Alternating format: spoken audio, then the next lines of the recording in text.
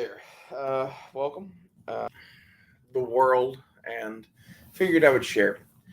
And basically, my thoughts are this: that if you think about it, right now and the time before World War I has a lot of shit in common. Um, the era prior to World War I was one born out of a series of European wars, from the Napoleonic War to the Crimean War, where basically there was always someone trying to take over all of Europe, and then a coalition was formed and they toppled them. That kind of went on for a long time. And eventually it ended in a series of uneasy alliances that basically were held together for the most part by bloodlines. Queen Victoria was related to everybody. So at the end of the day, there was always, grandma who could settle disputes between children. And when she died, it set in place a series of events that basically led the war to World War I.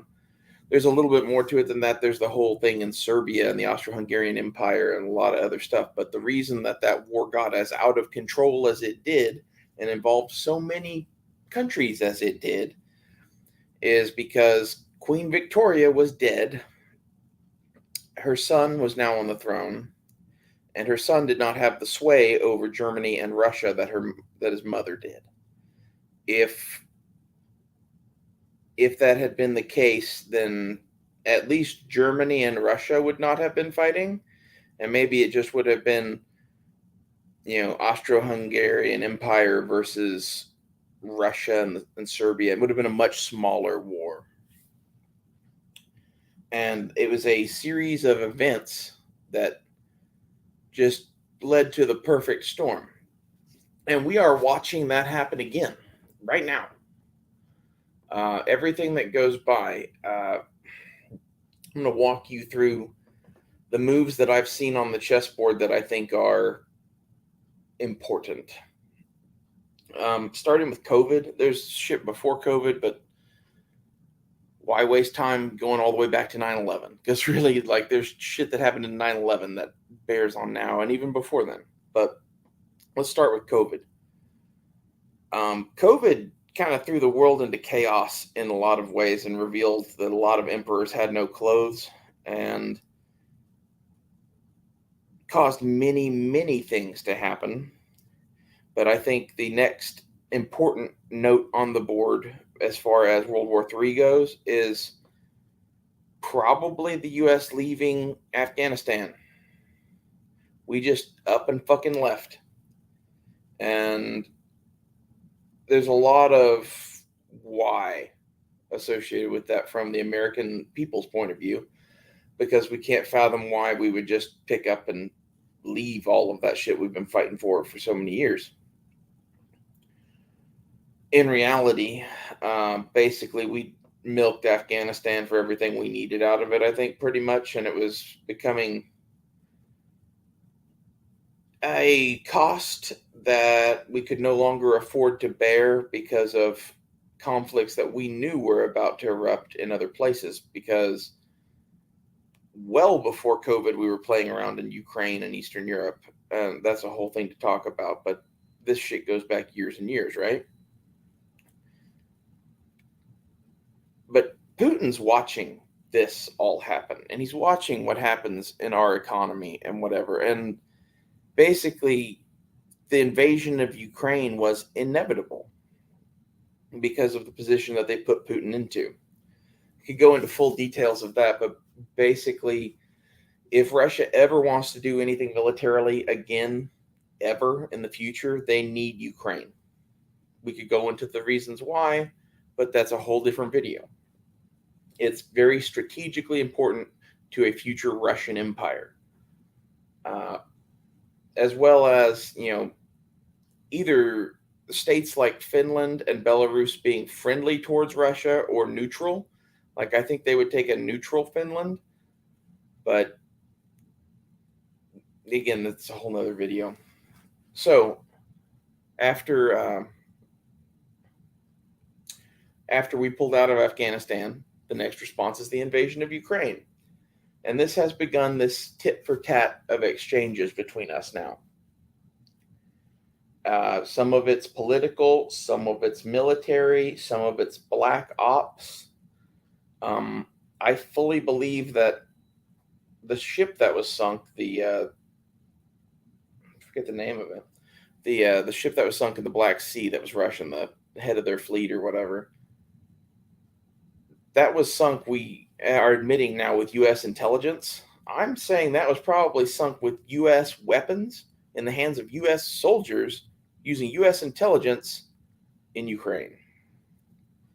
I can't prove that, but that's what I believe to be true. And I think we are like fist deep in fucking Ukraine now. And I don't think we're leaving. And Putin took a knife to a gunfight in a lot of ways because he didn't realize how entrenched we were in Ukraine, I think. And how, I think he thought it would be a lot easier to take than it actually is. Let's put it that way. And I could see why he would think that, because one would think that, the Ukrainian military would be a pushover, but when they're supported completely by NATO, it makes things hard. And this, in essence, is now going to draw in other countries because not everybody likes the United States or what they're doing. And they're tired of the United States, and to a lesser extent, NATO and all of their allies, basically, all of our people having rule over the whole world. And this is the big secret, I think, with Russia is they're aligned with a bunch of countries right now, and we don't know how many. Like China, sure bet, right? Iran, probably pretty sure bet. Saudi Arabia is a question mark. Mexico is a question mark. India is now a question mark. Like, if all of these countries ganged up and wanted to have a world war, that would not be good.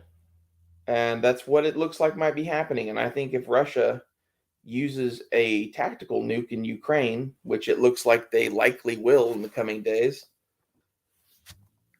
this is going to be World War III. I don't know how far that escalates. But in World War One, the triggering event was just this assassination, right? In World War II, the triggering event was Hitler slowly doing thing after thing after thing until eventually it was full-on war. And I think we're going to see some mix of the two here. I think we are going to see Putin probably invade another country and use tactical nukes on the ground in Ukraine. And then I think we're going to assassinate him. And I don't know who replaces him. And some of the people that could replace him are scary, like hardliner Soviet types. Want to reunite the fucking Soviet Republic or whatever, or the Russian Empire, some version of this. Even more so than Putin does. Putin is restrained compared to some of his generals. I think we've been really, really wanting a war with Russia for a while. I think part of the reason JFK got killed was because we didn't get a war with Russia. I think they set the board for it in Cuba. And I think it came down to where basically it was his call to do it or not. He crossed the military industrial complex, and then they used Lee Harvey Oswald, who was kind of a freelance CIA asset, to kill JFK. And like, this is like the level of stuff that I think we're talking about here. This shit goes all the way back to the 60s. That like there's going to be a rewriting of history after this war that like I don't even know what's true anymore. Like, honestly, history from the end of World War II to now is up for grabs. Maybe even before that, like who fucking knows, right? But like they change more shit every day. They try to like change history, and it bothers me because then you don't even know what's really true anymore. And especially in, like I said, recent years, they just change shit at will. Oh, well, that's just not the way it is anymore. Well, I could have sworn it was, whatever. Nope. Okay. I don't understand why the whole world isn't upset about that shit because it's getting old. Like the most flagrant one that I can point out to you that I can remember is the Kiev, not Kiev thing. That's just in my recent memory of something where they literally are just making shit up for propaganda reasons. I don't really know why. And like maybe, they really just believe their own bullshit or whatever. But like the stuff that they are all into about Ukraine is very, very nationalist. And like honestly, it seems to me like if I had to take a good guess about what's going on, I think the people that are they that are running our government is like the Ukrainian mob. I think the Ukrainian mob has gotten their fucking tentacles into our Senate and presidency even and Congress. And like that's one of the only things that would make any sense of this to me. Like it's either that or the Democrats are like the stupidest motherfuckers on the planet, maybe. Like I really don't understand current events. There's a few explanations I think for what's going on, and none of them are good. Like I said, best case scenario, the Democrats really are just this stupid, which is possible. I'll give you that. But like I sincerely hope that they're working for the Ukrainian mob. And the reason I say that is they have a lot of money. There are a lot of oligarchs in Ukraine, just like there are in Russia. They could worm their way in. And wouldn't it be nice to have the largest army in the world and the richest country in the world as like your own personal attack dog to protect you against Russia? Because a lot of those people don't want Putin coming in and taking their shit, which is exactly what Putin's trying to do. He would like to go in and seize all of their holdings, really. And I don't mean like bank accounts and shit, but like these people own Ukraine. They own Ukraine, and Ukraine is valuable. Uh, the thing that worries me is if this does go nuclear, I think Europe could be in for a lot of shit. I think a lot of World War III is going to be fought in that Ukraine to France area of Europe. And if it's fought with tactical nukes, that's going to really fucking suck. I hope everybody got to see Europe.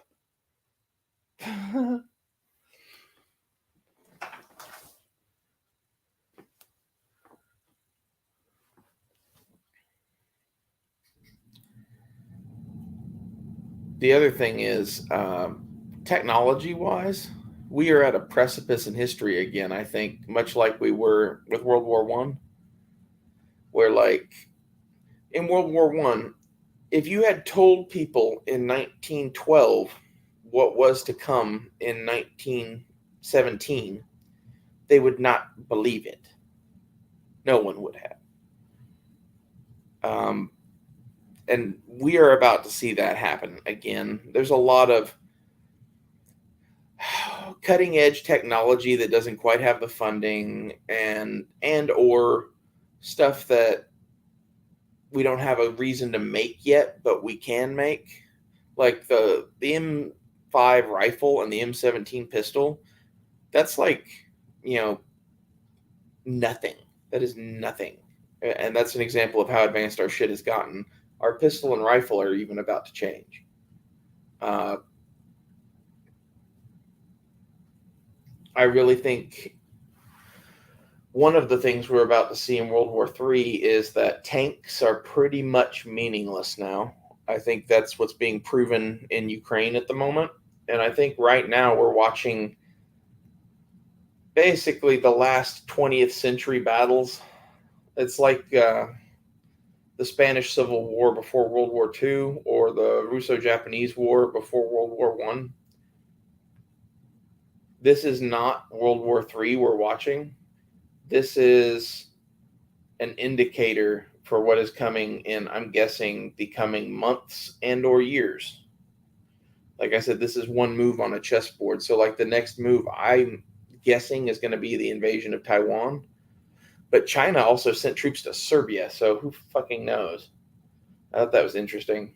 It seems like there's a lot of buildup in Europe. And I just think it's also interesting how involved the Chinese are in all of this.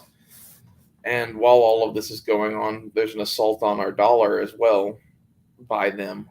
And it seems like really Russia right now is China's attack dog at the moment, in my estimation.